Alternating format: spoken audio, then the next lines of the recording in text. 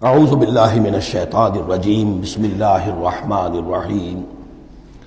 اب یہاں سے وہ 3 آیتیں شروع ہو رہی ہیں، وہاں 6 تھیں۔ صفات اور اسماء ہمارے ہاں جو ایمان کے لیے جو یاد کیے ہوں گے آپ نے، اگر اللہ تعالیٰ نے بچپن میں یہ موقع آپ کو دیا ہو تو ایمان مجمل، ایمان مفصل۔ ایمان مجمل کے الفاظ کیا ہے؟ آمنت باللہ کما ہوا باسمائہ و صفاتہ وقبلت جمیع احکامہ۔ تو اسماء اور صفات باری تعالیٰ کے موضوع پر سورہ حدید کی پہلی 6 آیات، یہ قرآن مجید کا ذروہ سلام ہے، چوٹی۔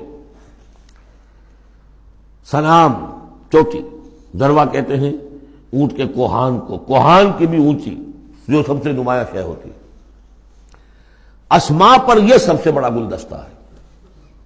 اور ایک خاص بات جو میں نے وہاں نوٹ نہیں کرائی تھی آپ کو، سورہ حدید میں واحد مقام ہے قرآن مجید کا جہاں اسماء باری تعالیٰ کے مابین حرف عطف واو آیا ہے، هو الاول والآخر والظاہر والباطن، اور کہیں نہیں ہے۔ 4 اسماء آئے ہیں سورہ جمعہ کے شروع میں، یسبح للہ ما فی السماوات و ما فی الارض الملک القدوس العزیز الحکیم، کوئی حرف واو نہیں۔ اور 8 اسماء آئیں گے یہاں پر، الملک القدوس السلام المومن المہیمن العزیز الجبار المتکبر، کوئی حرف واو نہیں۔ وہو العزیز الحکیم، یہ نہیں هو العزیز والحکیم نہیں۔ اس کی وجہ کیا ہے؟ اللہ تعالیٰ کے تمام اسماء، اللہ کی تمام صفات اس کی ذات میں بیک وقت موجود ہیں۔ واو میں تو مغایرت پیدا ہو جاتی ہے، واو میں تراخی پیدا ہو جاتی ہے، لیکن یہاں کیوں آئے سورہ حدید میں؟ اس لیے کہ اول و آخر بیک وقت نہیں ہو سکتے، وہ حال عقلی ہے۔ ظاہر و باطن ایک وقت میں ہو سکتے ہیں، میرا ظاہر میرا باطن یہ تو ایک ہی وقت میں موجود ہے۔ قرآن کا ظاہر اور قرآن کا باطن ایک وقت میں موجود ہے، اول و آخر ایک نہیں ہو سکتے، اس لیے وہاں واو لایا گیا، هو الاول والآخر والظاہر والباطن۔ بہرحال اب یہاں پر نوٹ کیجیے، هو اللہ الذی لا الہ الا هو، وہی ہے اللہ جس کے سوا کوئی الہ نہیں۔ عالم الغیب والشہادہ، جاننے والا ہے کھلے کا اور چھپے کا، وہ بھی جو تمہارے سامنے ہے اور وہ بھی کہ جو تمہاری نگاہوں سے پوشیدہ ہے۔ اس لیے کہ غیب اور شہادہ جو ہے یہ ہمارے اعتبار سے، اللہ کے اعتبار سے نہیں۔ وہی ہے اللہ کے جس کے سوا کوئی الہ نہیں۔ هو اللہ الذی لا الہ الا هو عالم الغیب والشہادہ، یہ بھی ایک نام کی حیثیت سے شمار ہوتا ہے، جو اسماء 99 گنے جاتے ہیں، عالم الغیب والشہادہ یہ ایک نام ہے اللہ کا۔ اور میں عرض کر رہا تھا کہ اللہ کے لیے سب شہادہ ہی شہادہ، غیب ہے ہی نہیں۔ اس نقطے کو یہاں سمجھ لیجئے، اس لیے کہ یہ سورہ جن میں آئے گا پھر دوبارہ، اور بہت اہم طریقے پر آئے گا۔ جب قرآن میں غیب اور شہادہ کا لفظ آتا ہے وہ ہمارے اعتبار سے، کہ ہمارے لیے ایک چیز وہ ہے کہ جو ہمارے حواس خمسہ کی گرفت کے دائرے کے اندر آ جاتی ہے، چاہے وہ ٹیلیسکوپ سے آئی ہے اور چاہے وہ مائکروسکوپ سے آئی ہے، لیکن دیکھنے والی شے ہماری آنکھ ہے۔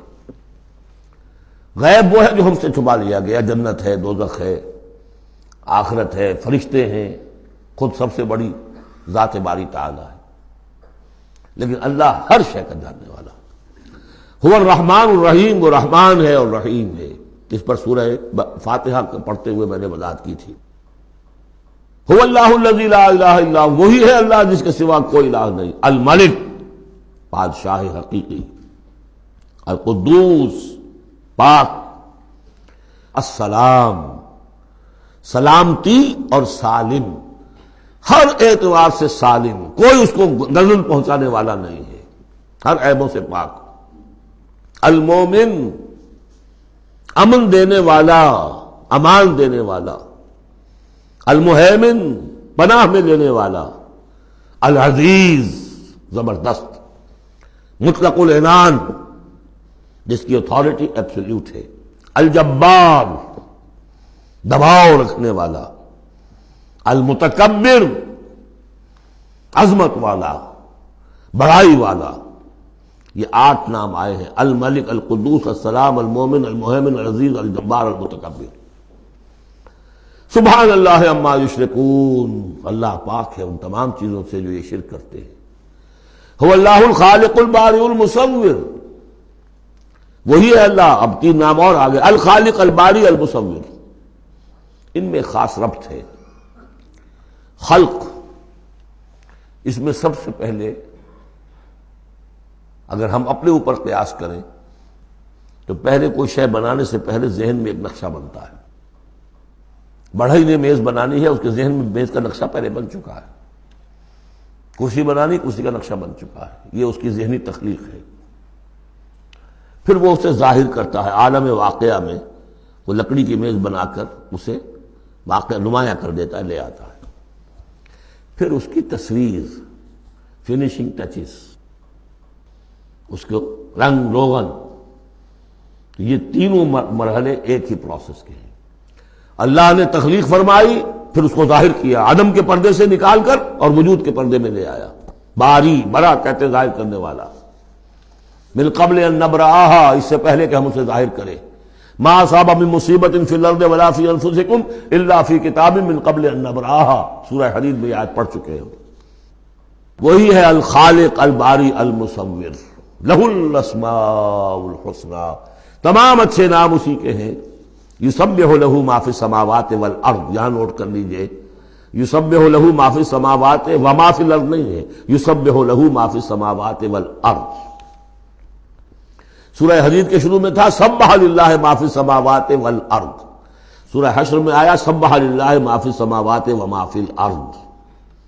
یہاں یسبح للہ ما فی السماوات والارض، اور پھر 2 مرتبہ آئے گا یسبح للہ ما فی السماوات وما فی الارض. سورہ جمعہ کے شروع میں بھی، سورہ تغابن کے شروع میں بھی. وَهُوَ الْعَزِيزُ الْحَكِيمُ. دیکھیے اس سورہ مبارکہ کی خاص خصوصیت یہ ہے، شروع بھی ہوئی تسبیح کے ساتھ، اختتام بھی تسبیح کے ساتھ. شروع میں بھی العزیز الحکیم، زبردست حکمت والا. آخر میں بھی العزیز الحکیم. صدق اللہ العظیم.